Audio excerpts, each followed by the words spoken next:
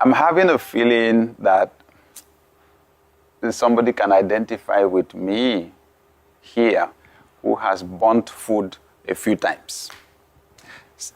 Because you put the food on the fire and you were to do something else, okay? You were not paying attention, and the food became what Christians call burnt offering, okay? You got it burnt and you had to throw it away. I should be honest, it happened to me. I did it because of distraction. But just think about it. Just think about the fact that sometimes it's not the food on the fire, it's your job. It's the job for which we're paid. It's attending to a customer, okay? It's the fact that there's a delay. It's the fact that we're disappointing somebody. It's the fact that we're losing the customer in the process of being distracted. It's the fact that we're losing money. Money is passing us by simply because we're distracted. So if you want to be more productive, limit the number of things that you do at a time, so that you put in your best effort into what you're doing. You do it in the shortest possible time, and you can move on to something else. One other important dimension, from my experience, sleep. Getting adequate sleep. You see, I found myself in those scenarios where I was just walking. I was tired because I had work to do. I just refused to stop, and then continued. And sincerely speaking, I found myself in a scenario where I could not sleep and I could not think. Okay? Maybe I'm writing a book or writing an article or doing an assignment or something, and I'm stuck. So I've learned the power of sleep. It's the human body's design. Your body needs sleep just like it needs food. And it's amazing how clear your mind can be when you wake up from sleep. You know the amazing thing? Sometimes it's just a short nap that does the magic. Sincerely speaking, it's just a 15-minute nap or a 20-minute nap or a 30-minute nap. But the scientists are telling us now that lack of sleep is responsible for a lot of the diseases in our world right now. Okay? It causes problems. I can tell you definitely it impacts on our productivity. I'll add something to that from my experience. Vacation. So taking a break, there's the taking a break, short break, 20 minutes, 15 minutes in the course of a day. But then also you have the going on holiday, leaving work. Oh, I have experienced amazing things, phenomenal things going on vacation. At first, going on vacation to me was a thing of luxury. It was just a reward for having worked hard. Except that when I began to go on vacation, I found out that when I was resting, I was not exerting myself, that there are ideas that came to me. I mean, massive ideas that resulted practically in multiplication in the sizes of our organizations. So, going on vacation is no longer considered an expense for me, it's an investment. And I found out something. When you've been there on a particular job, you go in, day out. I found out with time, you just become blinded to some things. Two, you get enmeshed in the routine.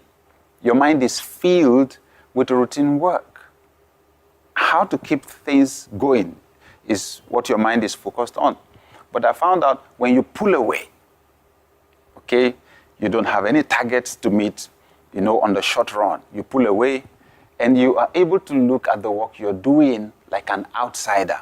The insights that you gain can be phenomenal. I'm serious.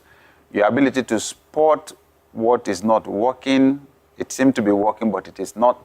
Your ability to spot opportunities that you could leverage for growth in the next season of your life or the organization, all those things I have experienced. And I can tell you,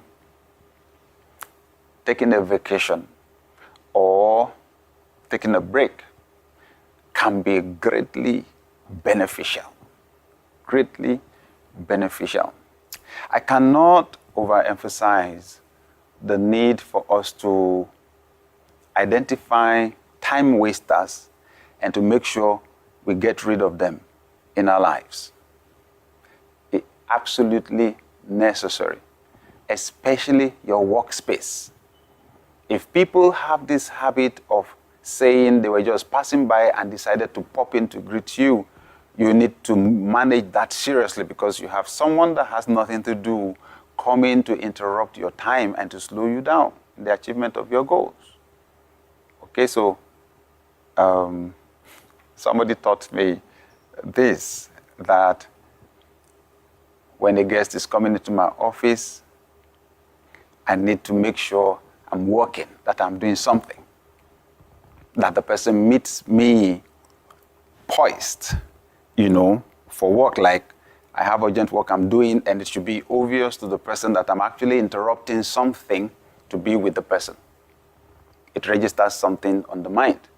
But if someone meets you casually sitting down, like you actually have nothing to do, it tells them they have all the time in the world. Yep. And they should take their time.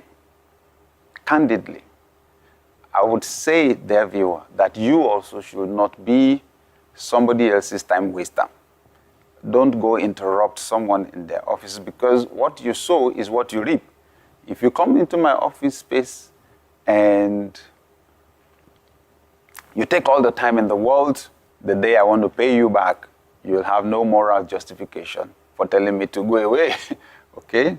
So,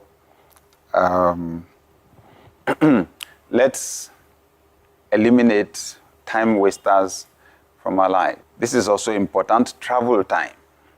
Travel time. Can we save travel time? Can a phone call do what we will do by going to see someone? If a phone call will do it, save the travel time. You see how it works? So you have more time to do your work.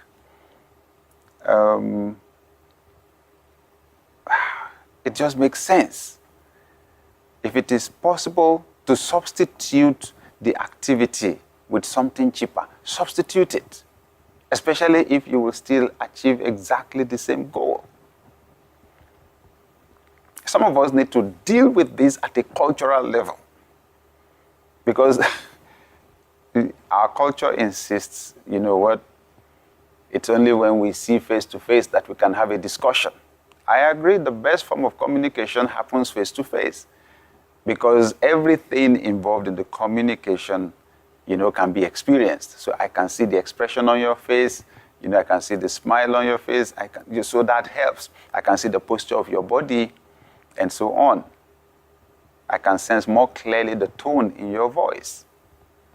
But it's not every time that we need such sophistication. Save time. Save travel time. And I'm going to come back to that later on. Because there's a sense in which we need to deal with this at a community level and help to save people travel time. A lot of the unproductivity in our world right now is created on the road.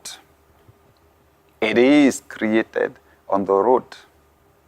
When people run into traffic, unpredictable traffic, unnecessary traffic, they waste their time. And wasting time is practically wasting your life. How do you become productive? How do you become productive when you're wasting time in traffic? Okay? So let's try and save time.